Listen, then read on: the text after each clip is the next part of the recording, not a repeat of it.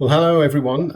My name's David Craig. I'm the co-chair of the Taskforce on Nature-Related Financial Disclosures, known as the TNFD.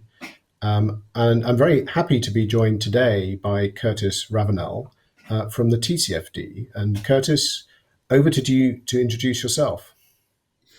Hi, everyone. Thank you all for having me. And David, it's great to be with you. I think both of our backgrounds are in data, and good data is the lifeblood of all good decision making, whether it's policy, financial, or other. I am Curtis Ravenel. I'm one of the founding Secretariat members of the TCFD. I'm also a senior advisor to Mark Carney in his role as special advisor to Boris Johnson for COP26 on climate finance. And so it's great to be with you all this afternoon. I wanted to, David, ask you to tell us a little bit about the TNFD and what your objectives and goals are. Yeah, thank you. And it's great to join you today, Curtis. And it's fantastic to have this conversation because I think a lot of people have been asking about TCFD and TNFD. How do they relate to each other? How do they work together? And we've not shared any moment to explain to people that actually we're reusing, if you like, a lot of the playbook that was developed very successfully over the last 6 years or so for TCFD into TNFD. However, whilst TCFD was focused on the aspects of climate, we're focused on the aspects of nature and biodiversity risk. And so our primary goal is very simple. We are creating a risk management framework, including disclosures on how nature and biodiversity risks are identified, managed, and reported on for corporates and investors from financial institutions. And the reason for doing that is, as we all know, as climate change is happening and as we see the natural resources depleting, we are becoming more and more aware of the risks that are presented to companies and the investors behind them from loss of nature, impacts to nature, or biodiversity. So, first and foremost, it's really about a risk management framework that helps companies identify in a common way what those risks are, and to also disclose against them so that investors can understand how those risks are being addressed, how they're being picked up, to compare across sectors and geographies on the nature of this. And it's clear that, and this is why this conversation is so important, climate and nature are two sides of the same coin. They're intrinsically linked. As climate change is increasing, we're seeing increasing impact to nature and biodiversity, crop yields, pollutions of our oceans, acidification, all of the things that we all well know. And also, many of the solutions to climate, in fact, many of the most efficient solutions to climate change are actually nature based. So, whilst TNFD is separate from TCFD, these are two sides of the same coin. And ultimately, we're reusing many of the frameworks that we've developed, that were developed by Curtis and his team through TCFD, to ensure that ultimately we're as aligned as possible to do that. So that's the primary goal, Curtis. And it'd be great to get your feedback and thoughts on, well, what are some of the things that you learned through the journey that we should adopt through this approach as well? Well, and thank you, David, and thanks for that overview. I mean, the good news is we have been in constant contact with your team to share with you the pain points that we experienced in our process.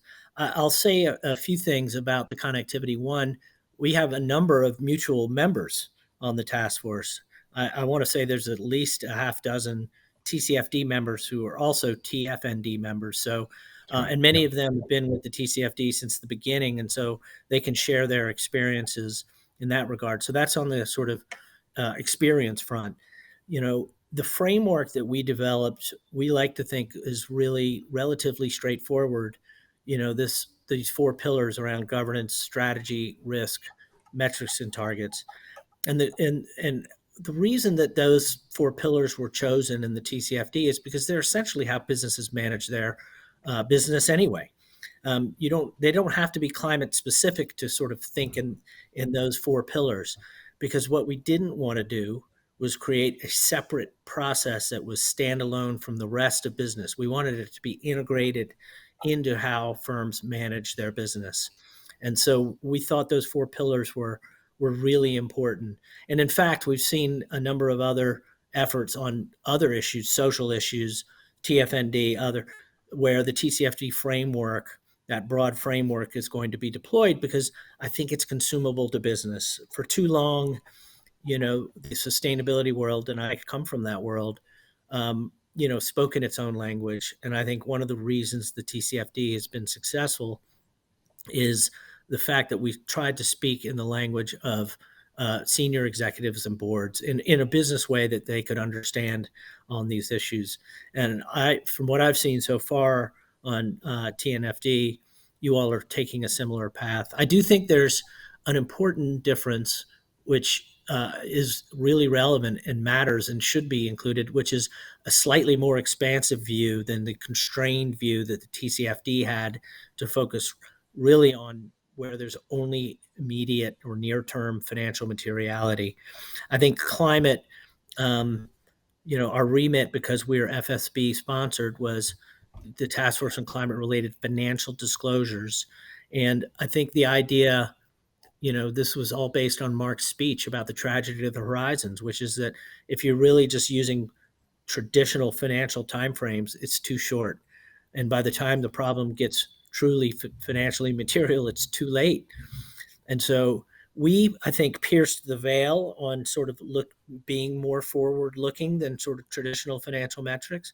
My hope is that you all take that even further, because these are systemic risks that may not be immediately apparent, but certainly will manifest themselves over the life cycle of most major business decisions, and therefore need to be considered. So I really think that's important. Can you tell me a little bit, David, about where you are in your process? How far along are you? And what are the Yeah. near-term milestones?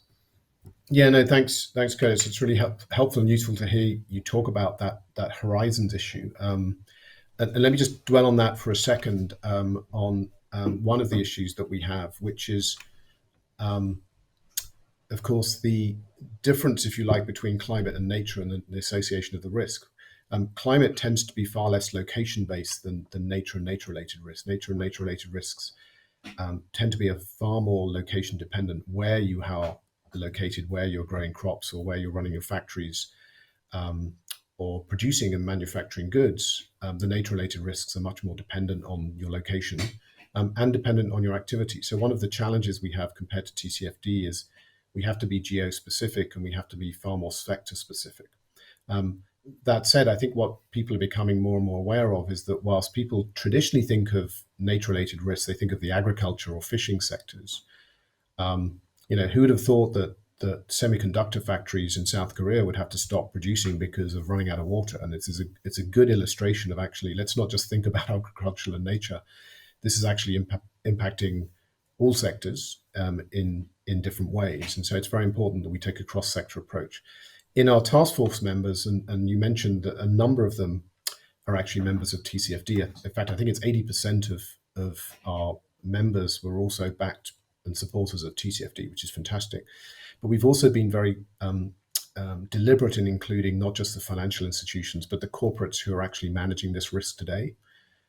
So from the fishing sector, the agriculture sector, the production of raw materials, cross-sector representation of that from the corporates has been incredibly important. And we've actually spent the last 3 months really building that design group, as I call them, to make sure we've got representation from not just the asset managers, the pension funds and the banks, but the corporations that are at the front line of managing nature and biodiversity risk, and also representatives from not just the north, but the southern hemisphere, because actually when you look at biodiversity and nature-related risk, a lot of it sits disproportionately in the southern hemisphere, in the oceans, the forests, the land, and the producers. So there's some clear similarities. You mentioned the four pillars, which I completely agree with you, is a common way of building this into the core way that companies managing risk. But there's also some differences that we've had to incorporate as well between TNFD and TCFD. So in terms of where we are, we're at the start stage. A lot of great work was done over the last few years of framing the challenge and the problem. I think that's really helped set the scene. We've got backing from G7 endorsement, and just literally a few days ago, the G20. We've got 7 governments that are supporting us with finances, which is fantastic. But we've been really building up the membership group and kicking off the working groups. We have 5 working teams now looking at the definition of nature-related risks, the current data sets that are used for inputs into risk management, the common metrics that are there today, because it's clear we're not, starting from scratch. There's been a lot of work over the years from on areas like forestry and water use, for example. We're aiming to release a beta version into the market in Q1 next year to try and get feedback and adopt something early. So it's it's starting, but we're not starting from zero. Working groups have met a couple of times. We're clearly in design phase now and really getting it down to this and rolling up our sleeves and addressing some of the tough questions. And what I would say in a topic that is so complex like this is that, and you know this, Curtis, from your data background, we can't be perfect. This is going to have to be market led and very practical. Science and nature is a very complex topic, and the interface between financial markets is even more complex. So we're going to have to be practical. We're going to have to be market led, which we are, and we can't be perfect. People keep asking me, is there a single number that represents nature? And the answer is no. You have to break it down into its constituent parts and look at it in its way, and realize that the data is not going to be perfect from the get go. There won't be perfect disclosures. We need to be qualitative as well as quantitative. Because it's not going to be perfectly measurable in every area. But that will build up over time. I think it's a little bit like where TCFD was, 6 years ago. People then were scrambling to say, well, what are the metrics we should use? And look at how much progress you've made in that time for it. Well, one question I have for you is I think what I've seen in the evolution of TCFD is fantastic adoption now by governments and regulators across the world. It's growing and growing. You were not led by regulators in the beginning. You were market led, which is what we're trying to do. So your guidance and advice on how to ultimately get that adoption would be also really interesting to hear from you.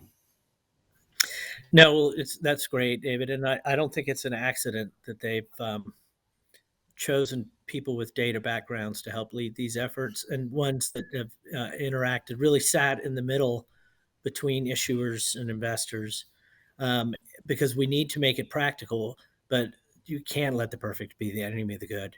This is a journey. There is no endpoint to either of our efforts, really, because we are learning so much more. The science is getting better.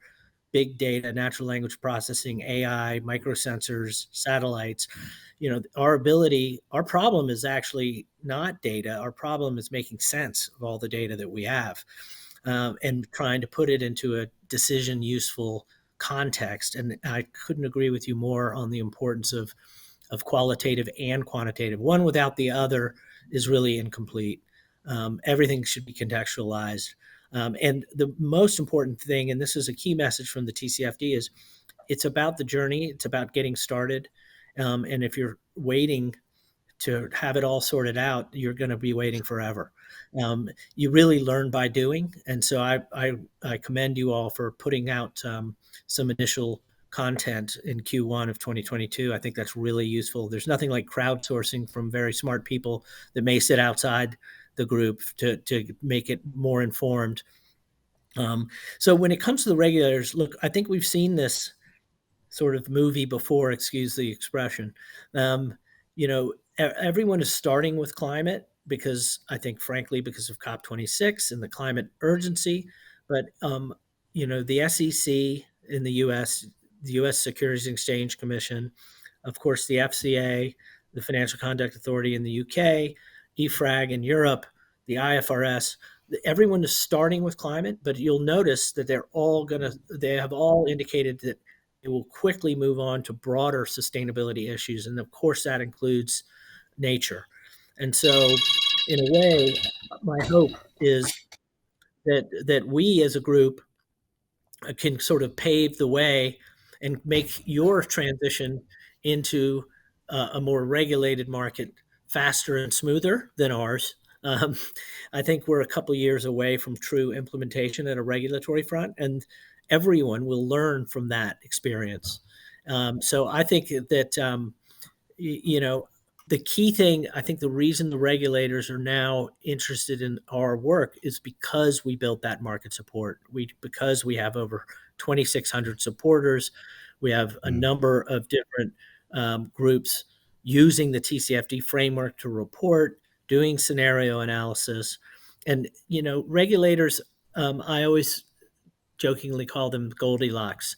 They don't want it to too hot or not too cold. So they can't be too far ahead of the market, but they also can't be too far behind the market.